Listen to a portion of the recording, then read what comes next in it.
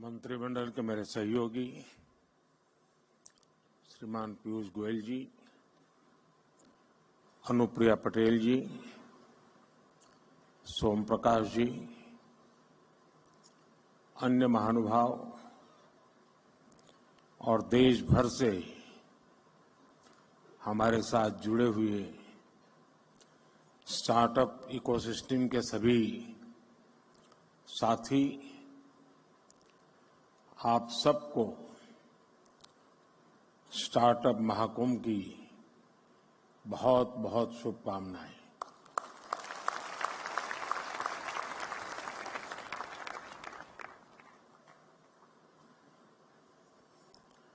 Startup launch तो बहुत लोग करते हैं,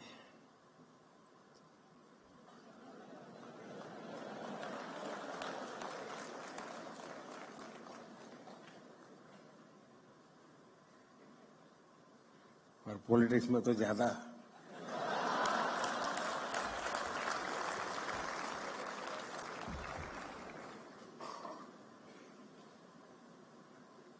और बार बार लॉन्च करना पड़ता है।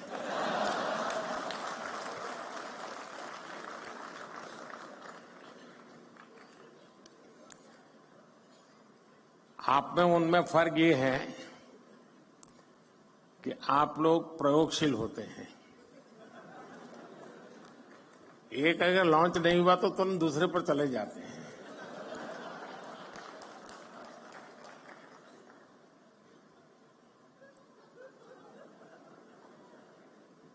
तो अब आप पीछे देर हो गई।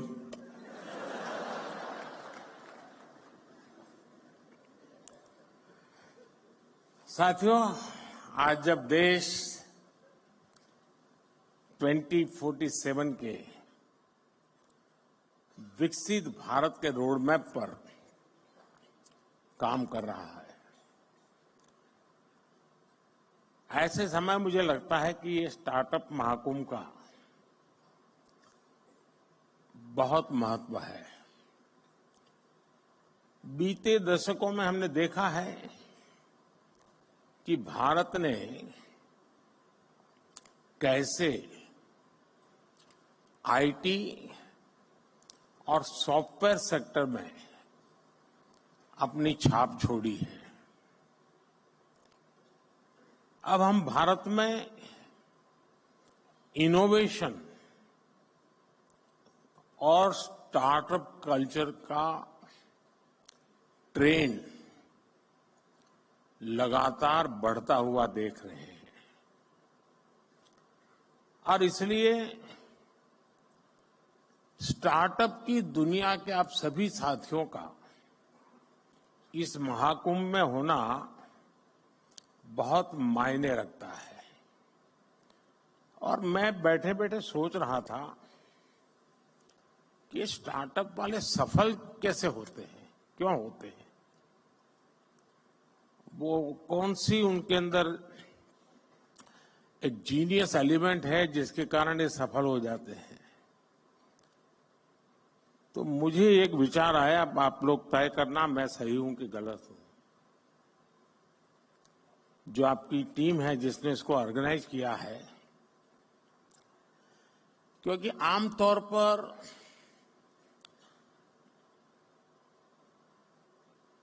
सार्वजनिक जीवन में, उद्योग जगत, व्यापार जगत में कोई भी निर्णय होता है तो उसका संबंध सरकार से होता ही है। और जब सरकार से होता है तो फिर थोड़ा 5 साल का टाइम टेबल रहता है।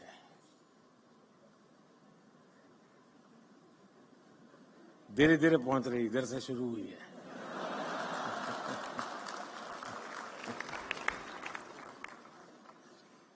और इसलिए आमतौर पर जो व्यापारी मन होता है वो सोचता है, यार अब चुनाव का वर्ष है, अभी रहने दो, एक बार चुनाव हो जाए, नई सरकार बनेगी तब देखेंगे। ऐसा ही होता है ना। लेकिन आप लोग, इलेक्शन डिक्लेयर हो चुका है, उसके बावजूद भी इतना बड़ा कार्यक्रम कर रहे हैं।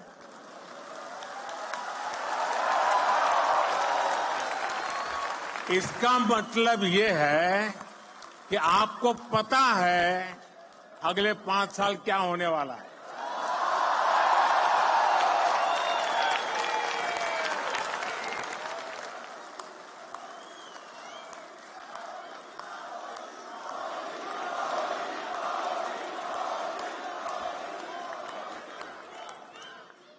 और मैं समझता हूं आपके अंदर ये जो जीनियस चीज पड़ी है ना, वही स्टार्टअप को सफल बनाती होगी।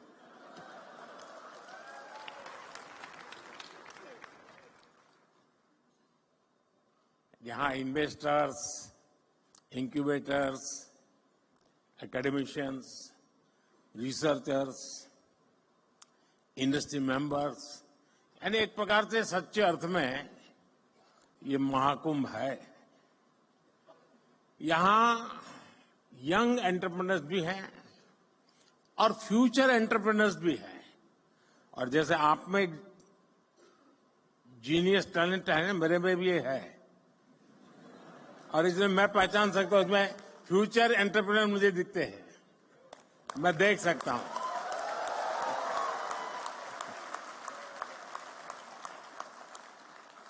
ऐसे में ये एनर्जी, ये वाइब वाकई अद्भुत है। जब मैं पोर्ट्स और एग्जीबिशन स्टॉल से गुजर रहा था तो ये वाइब में फील कर रहा था, और दूर कुछ लोग लगे थे, नारे भी लगा रहे थे, और हर कोई अपने इनोवेशन को बड़े गर्व के साथ दिखा रहा था। और यहां आकर किसी भी भारतीय को लगेगा कि आज के स्टार्टअप को नहीं, बल्कि कल के यूनिकॉर्न और डेकाकॉर्न को देख रहे हैं।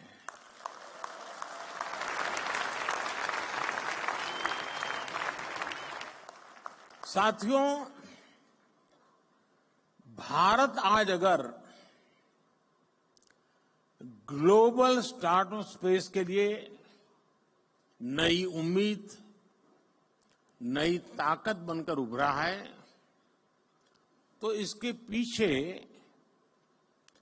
एक सोचा समझा विजन रहा है। भारत ने सही समय पर सही निर्णय लिए, सही समय पर स्टार्टअप्स को लेकर काम शुरू किया।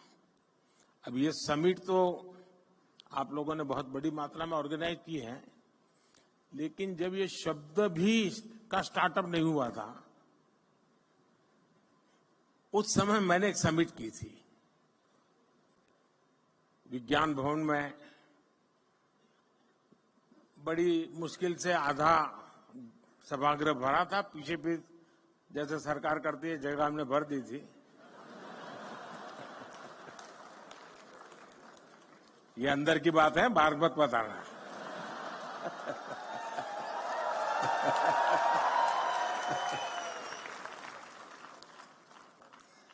और उस समय देश में जो नए नए कुछ नौजवान, और मैंने startup India, stand up India, इसको लॉन्च करने की दिशा में मेरा प्रयास था, और मैं चाहता था कि उसको मैं एक आकर्षण पैदा करूं, यूथ में एक मैसेजिंग करूं।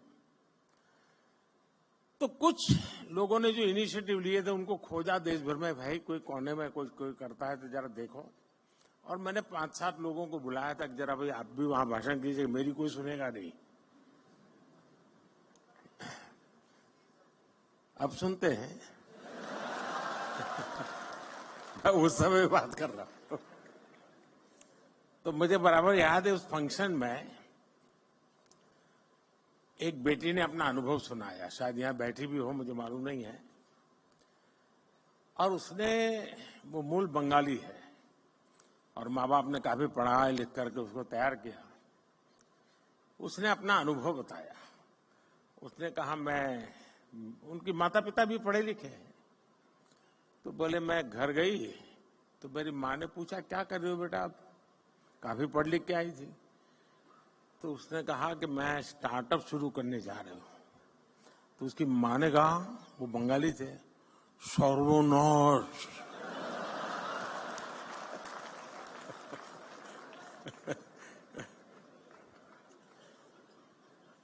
बोले सर्वनाश यानी स्टार्टअप यानी सर्वनाश।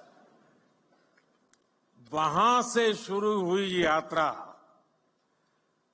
इसका एक सैंपल यहां नजर आ रहा है।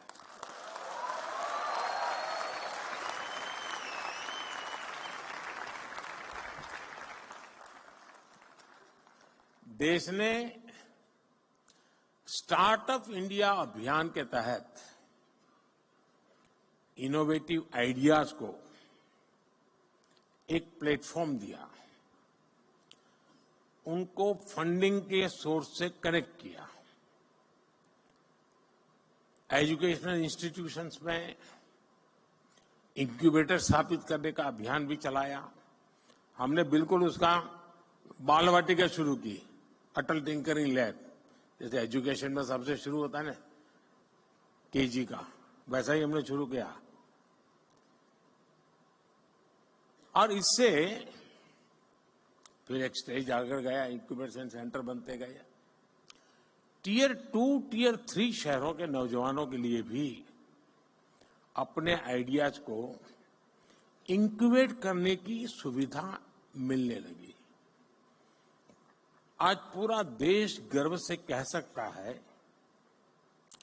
कि हमारा स्टार्टअप इकोसिस्टम सिर्फ बड़े मेट्रो शहर तक सीमित नहीं है।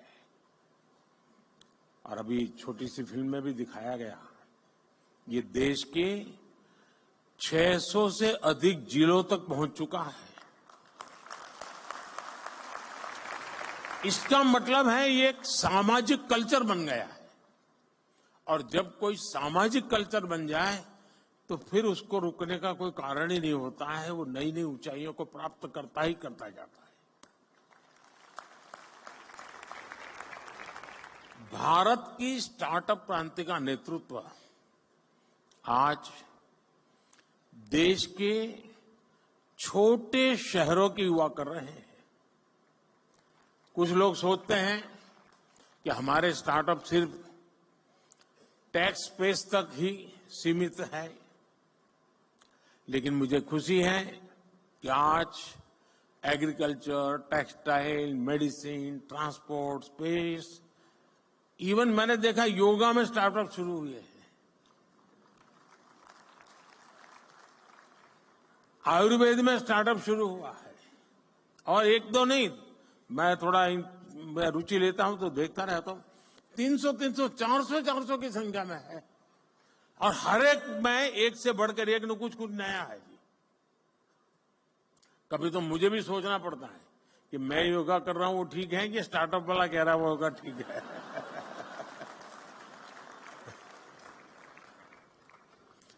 साथियों, स्पेस जैसे सेक्टर में जो कि हमने अभी कुछ ही समय पहले ओपन अप किया, पहले तो सरकार में जैसा स्वभाव रहता है जंजीरें बांध देना, और मेरी पूरी ताकत जंजीरें तोड़ने में लगी रहती है।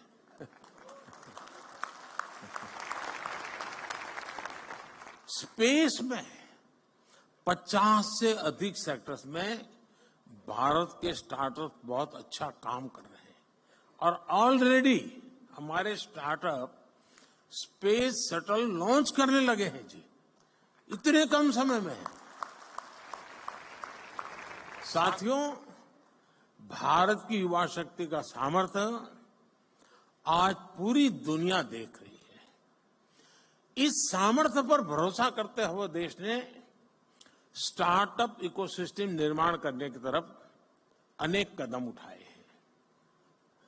शुरुआत में इस प्रयास पर भरोसा करने वाले बहुत कम थे, जैसा मैंने प्रारंभ में कहा। हमारे यहां पढ़ाई का मतलब नौकरी और नौकरी का मतलब सिर्फ सरकारी नौकरी, यही सब था। मैं बड़ौदा में रहता था पहले, और वहां महाराष्ट्रियन परिवारों से मेरा नाता जरा ज्यादा था, तो गायकवाड़ी स्टेट है। तो हमारे कुछ साथी बड़े मजाकिया स्वभाव से कहते थे, अगर बेटी बड़ी हुई शादी तय करनी है तो घर में चर्चा क्या होती है? अरे मुला फाल छाना है। अरे बेटा बहुत अच्छा है, फिर क्या? सरकारी नौकरियां है बस, तो बेटी शादी होने के लिए योग्य हो गया। आज पूरी सोच बदल गई है। कोई बिजनेस की बात करना था तो पहले आइडिया की नहीं, दिमाग यही है यार, करना तो है लेकिन पैसे कहां से लाऊं।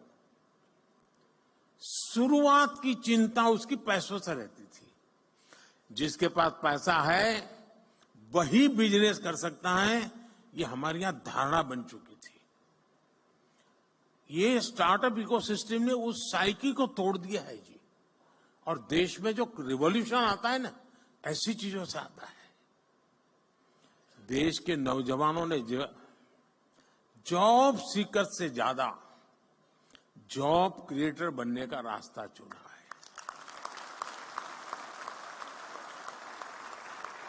और फिर जब देश ने स्टार्टअप इंडिया अभियान शुरू किया तो देश के युवाओं ने दिखा दिया कि वो क्या कुछ कर सकते हैं। आज भारत दुनिया का तीसरा बड़ा स्टार्टअप इकोसिस्टम है। 2014 में जहां देश में कुछ 100 स्टार्टअप भी नहीं थे, आज भारत में करीब 1.25 लाख रजिस्टर्ड स्टार्टअप्स हैं और इनसे करीब 12 लाख नौजवान सीधे तौर पर जुड़े हुए हैं। हमारे पास 110 से ज्यादा यूनिकॉर्न्स हैं। हमारे स्टार्टअप्स ने लगभग 12,000 पैटेंट्स फाइल किए हैं और बहुत सारे स्टार्टअप्स ऐसे हैं जो अभी तक वो पेटेंट के महत्व नहीं समझे हैं। मैं अभी भी मिल के आया, मैंने पहला ही पूछा, मैंने पेटेंट हुआ गया? नहीं, बोले प्रोसेस में है। मेरा आप सबसे आग्रह है उस काम को साथ साथ चालू ही कर दीजिए, क्योंकि आज दुनिया इतनी तेजी से बदल रही है, पता नहीं कौन कहां हाथ मार ले।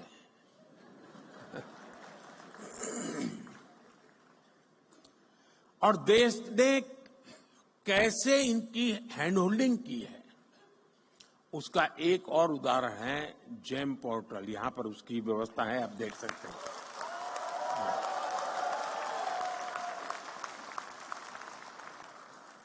आज ये स्टार्टअप सिर्फ जेम पोर्टल पर ही करीब 20,000 करोड़ रुपए से ज्यादा का कारोबार कर चुके हैं।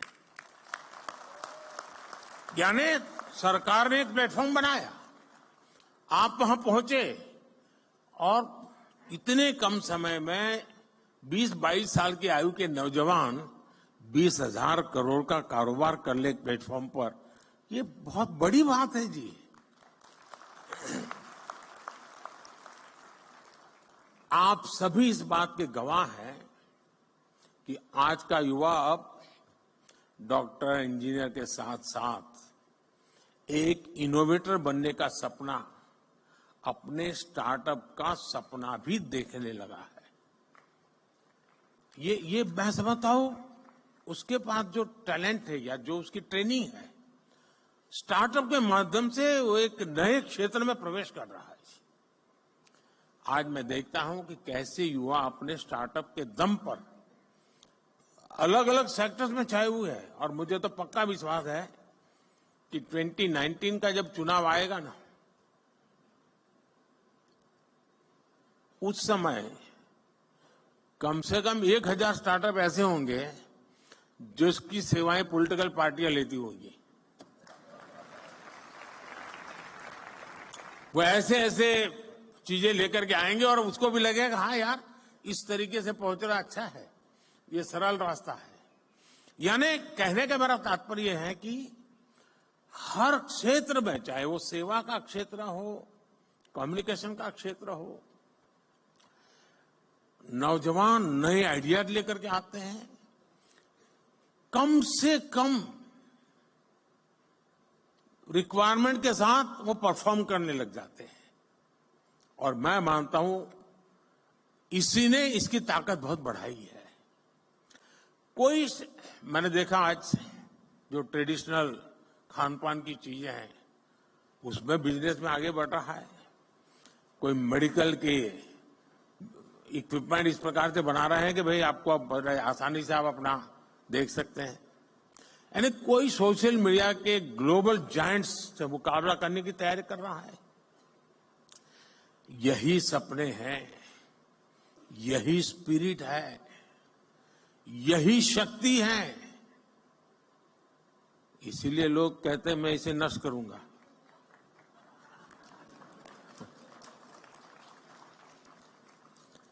एक तरह से मैं कह सकता हूं कि कुछ वर्ष पहले देश ने पॉलिसी प्लेटफॉर्म पर जो स्टार्टअप लॉन्च किया था वो सफलता की नई ऊंचाइयों को छू रहा है। साथियों, स्टार्टअप्स को देश के डिजिटल इंडिया अभियान से जो मदद मिली है, और मैं मानता हूं कि यूनिवर्सिटी ने इसे केस स्टडी के रूप में स्टडी करना चाहिए। वो अपने आप में एक बहुत बड़ा इंस्पिरेशन है। हमारे फिनटेक स्टार्टअप्स को यूपीआई से बहुत बड़ी मदद मिली है। भारत में ऐसे इनोवेटिव प्रोडक्ट्स और सर्विसेज तैयार हुई हैं जिससे देश के हर कोने में डिजिटल सुविधाओं का विस्तार हुआ है। और साथियों, आपको अंदाज नहीं है कि हम जहां हैं, हम रोजमर्रा की जिंदगी है तो हमें पता नहीं चलता है, लेकिन मैं G20 समिट के समय देखता था, हमने यहां एक बूथ लगाया था जहां पर अभी आपके एग्जीबिशन लगाया वहां G20 समिट में, और वहां यूपीआई कैसे काम करता है हम 1-1 हजार रुपया देते थे ताकि उनको ट्रायल रन करने के लिए काम आए। हर एक एम्बेसी अपने टॉप मोस्ट लीडर को वहां ले जाने का आग्रह रखती हुई जरा वहां देखिए एक बार। यानी वहां लाइन लगी रही थी बड़े बड़े नेताओं की कि यूपीआई है क्या, काम कैसे करता है, और उनके लिए बड़ा अजूबा था। हमारे यहां गांव में सब्जी वाला भी बड़े आराम से कर लेता है।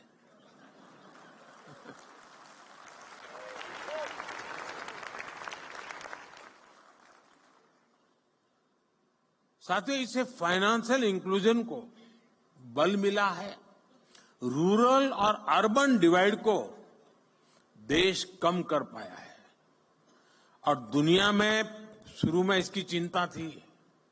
जब डिजिटल प्रोग्रेस होने लगा तो हैव्स एंड हैव नॉट्स वाली थियरी इसके साथ जुड़ गई थी। सोशल डिवाइड की बात हो रही थी। भारत ने टेक्नोलॉजी को डेमोक्रेटाइज कर दिया है और इसलिए हैव्स एंड हैव नॉट्स वाली थियरी मेरे यहां चल नहीं सकती है। मेरे यहां सबके लिए सब कुछ है। आज एग्रीकल्चर हो, एजुकेशन हो, हेल्थ हो, इनमें स्टार्टअप के लिए नई संभावनाएं बन रही है। मुझे इस बात की भी खुशी है कि हमारे 45% से ज्यादा स्टार्टअप्स 45% से ज्यादा स्टार्टअप्स इसका नेतृत्व महिलाएं कर रही है, नारी शक्ति कर रही है।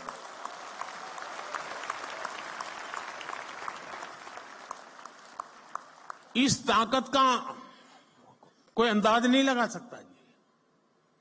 ये पूरा एडिशनल बेनिफिट है देश को। हमारी बेटियां कटिंग एज इनोवेशन से देश की समृद्धि की तरफ ले जा रही है जी। साथियों, इनोवेशन का एक कल्चर विकसित भारत के निर्माण के लिए नहीं बल्कि पूरी दुनिया के बेहतर भविष्य के लिए भी बहुत जरूरी है। और मैं बहुत जिम्मेवारी के साथ कहता हूं,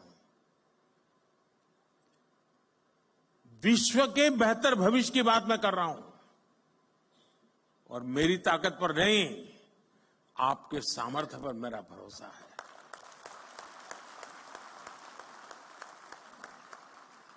भारत ने अपना ये विजन अपनी G20 प्रेसिडेंसी के दौरान स्पष्ट किया है। इसी प्रीमाइसिस में G20 समिट हुई। विश्व के सभी बड़े नेता कोविड के बाहर दुनिया को कहां ले जाना इसके लिए खड़े बैठे थे और इसी मंडप पे मेरा देश का यंग माइंड बैठा है जो 2047 तक जाने का रास्ता तय करने वाला है।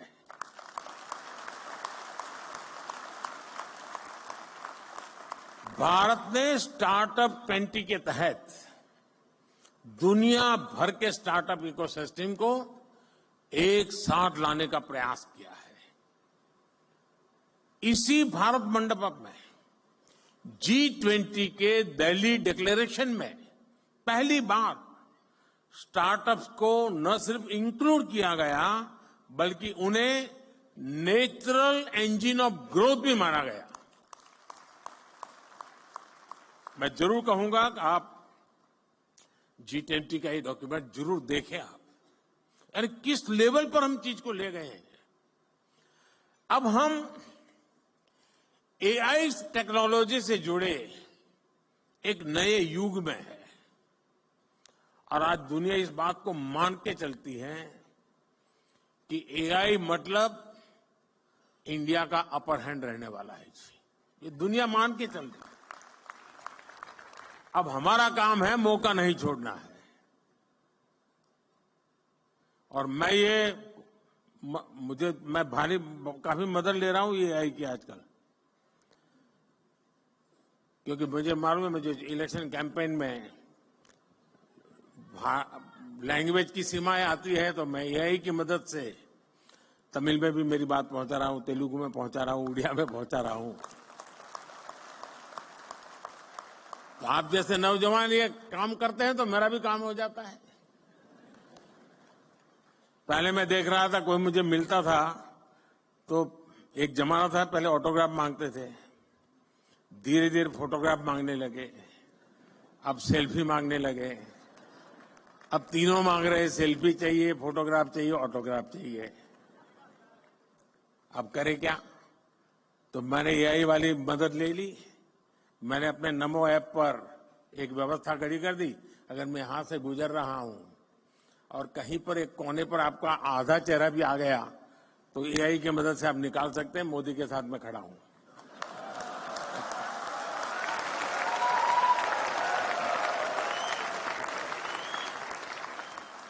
आप लोग नमो ऐप पर जाएंगे तो फोटो बूथ है, वहां से आपको फोटो मिल जाएगी आपकी। जरूर आया होगा, मैं यहां से गुजरा हूं तो।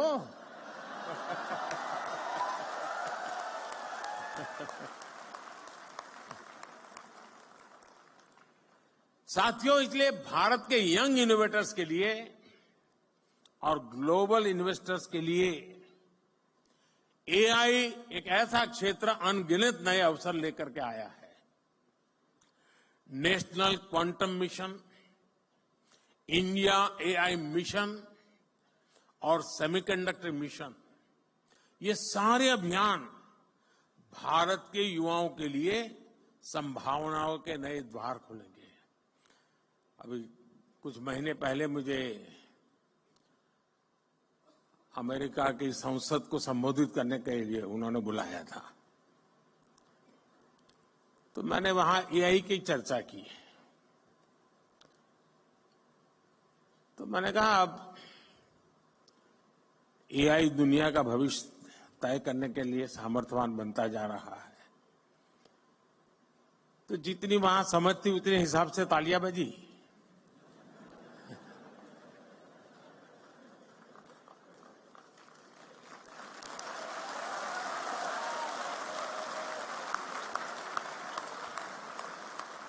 फिर मैंने कहा कि मेरा AI का मतलब है अमेरिका इंडिया।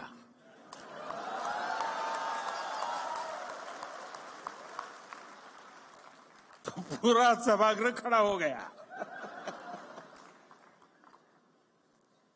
साथियों, लेकिन ये तो मैंने वहां पॉलिटिकल संदर्भ में कहा, लेकिन आज मैं जरूर मानता हूं कि AI का सामर्थ्य, इसका नेतृत्व भारत के हाथ में ही रहेगा और रहना भी चाहिए।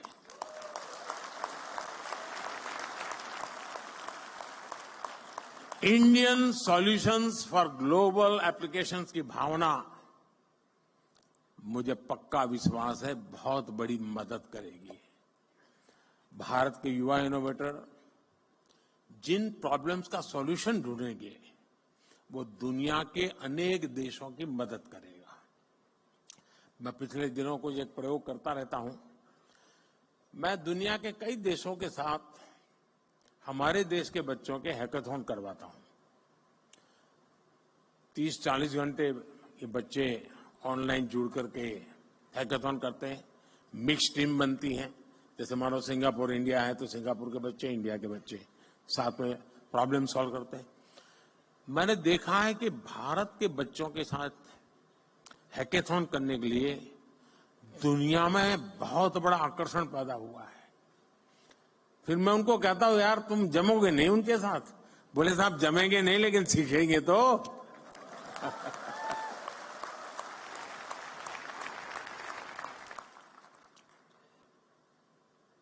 दोस्तों, भारत में जो इनोवेशन ट्राइड और टेस्टेड होगा वो दुनिया की हर ज्योग्राफी और डेमोग्राफी में सक्सेसफुल होगा, क्योंकि हमारे यहां सब नमूने हैं। यहां रेगिस्तान भी मिलेगा, यहां बाढ़ वाला इलाके भी मिलेगा, यहां पर मीडियम पानी वाला भी है। यानी हर प्रकार की चीज आपको एक ही जगह पर सब मौजूद है जी। और इसलिए यहां जो सक्सेस हुआ वो दुनिया में कहीं पर भी सक्सेस हो सकता है। साथियों, भारत लगातार इस विषय में फॉरवर्ड प्लानिंग करते हुए चल रहा है। देश ने हजारों करोड़ रुपयों के नेशनल रिसर्च फाउंडेशन बनाने का निर्णय लिया है। थोड़े समय पहले इसका निर्णय आपने देखा होगा। और इंटरिम जो बजट हमने रखा था, हमारे देश में कुछ चीजों की चर्चा करने के लिए लोगों को फुर्सत नहीं है, क्योंकि फालतू चीजों में उनका टाइम बहुत जाता है। इस इंटरिम बजट में, क्योंकि पूरा बजट तो अभी जब मैं दोबारा आऊंगा तब आएगा,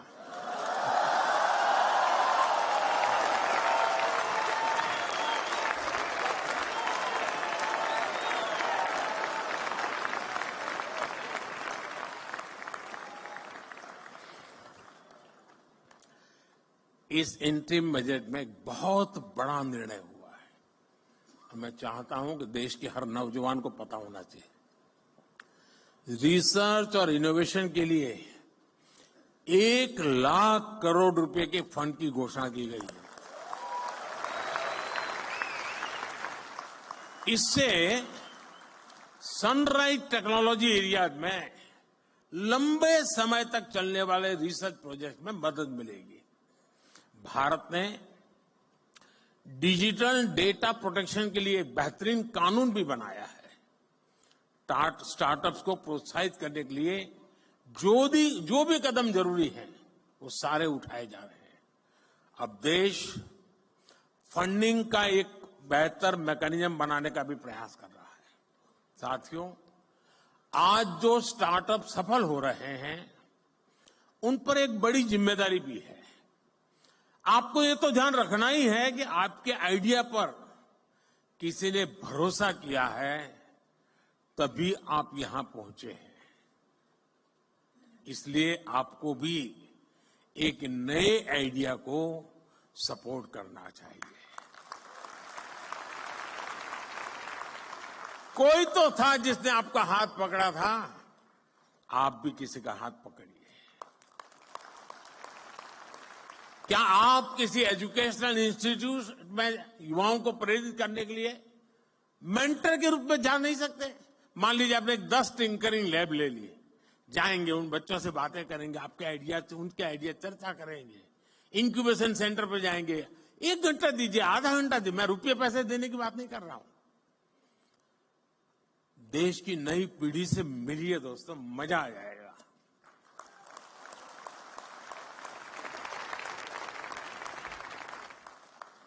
आप कॉलेजों में, यूनिवर्सिटीज में स्टूडेंट से मिलकर के उन्हें गाइड कर सकते हैं, क्योंकि आपके पास कहने को एक सक्सेस स्टोरी है। उसको सुनने के लिए युवा मन तैयार है, आपने खुद को साबित किया है। अब आपको दूसरे नौजवानों को दिशा दिखानी है। देश हर कदम आपके साथ है। मैं यहां दो और भी बात कहना चाहता हूं। ये जो मैं सरकार में काम करता हूं, थोड़ा अंदर की बात बताता हूं, मीडिया में नहीं जानी चाहिए।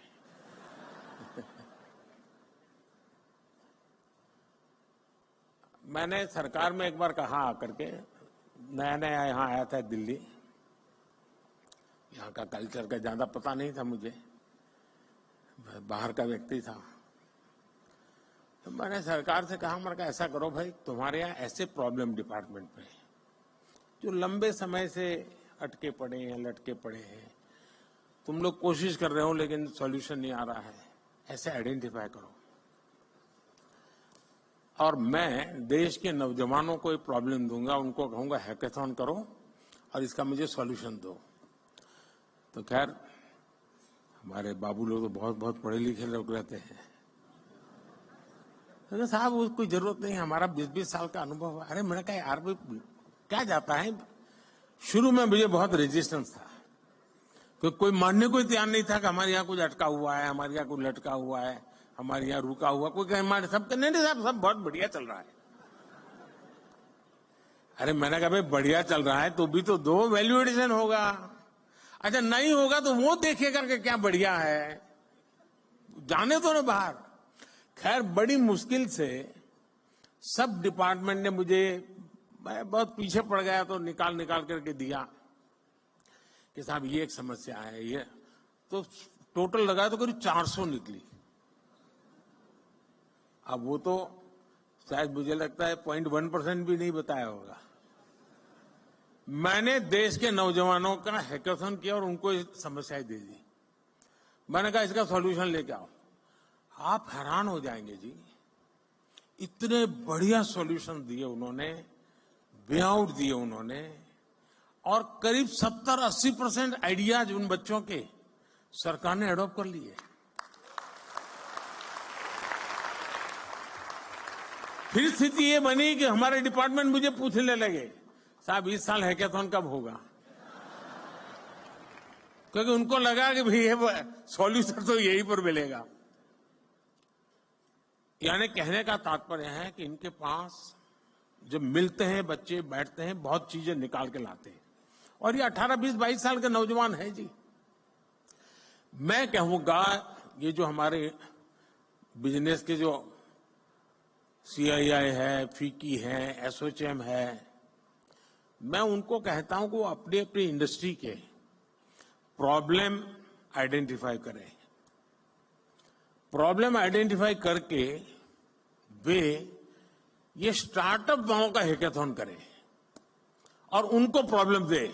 मैं पक्का मानता हूं ये बहुत बढ़िया सॉल्यूशन ला करके देंगे आपको। उसी प्रकार से मैं MSMEs के लोगों को कहूंगा कि आप अपने प्रॉब्लम्स निकालिए। टेक्निकल हर्डल्स होंगे, समय बहुत ज्यादा होगा, स्मूथनेस नहीं होगी मैन्युफैक्चरिंग में, डिफेक्टिव प्रोडक्शन होता होगा, बहुत सी चीजें होंगी।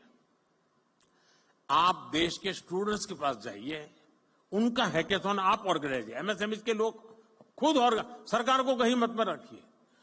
हम ये 2 एरिया में अगर मेहनत शुरू करें तो देश की यंग टैलेंट हमें बहुत सारी समस्याओं का समाधान देंगे और हमारी यंग टैलेंट को इसमें से आइडिया मिलेगा कि हाँ ये भी क्षेत्र है जहां मैं काम कर सकता हूं। हमें इस स्थिति में जाना चाहिए और मैं मानता हूं कि स्टार्टअप महाकुंभ में से कुछ एक्शनेबल पॉइंट निकलने चाहिए। उन एक्शनेबल पॉइंट्स को लेकर के हम आगे चले।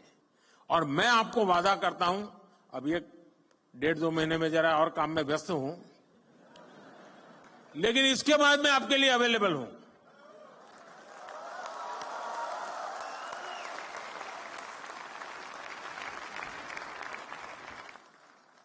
मैं यही चाहूंगा कि आप आगे बढ़े, नए स्टार्टअप बनाएं, खुद की भी मदद करें, दूसरों की मदद करें। आप इनोवेशन जारी रखें, इनोवेटर्स को अपना सहयोग जारी रखें। आपके एस्पिरेशंस ही भारत के एस्पिरेशंस है। भारत को 11वें नंबर से 5वें नंबर की इकोनॉमी बना दिया और इसमें बहुत बड़ी भूमिका मेरे देश के नौजवानों की है, आपकी है। अब भारत को, और मैंने हिंदुस्तान को गारंटी दी है कि मेरे तीसरे टर्म में मैं देश को दुनिया की तीसरी इकोनॉमी बना करके रहूंगा।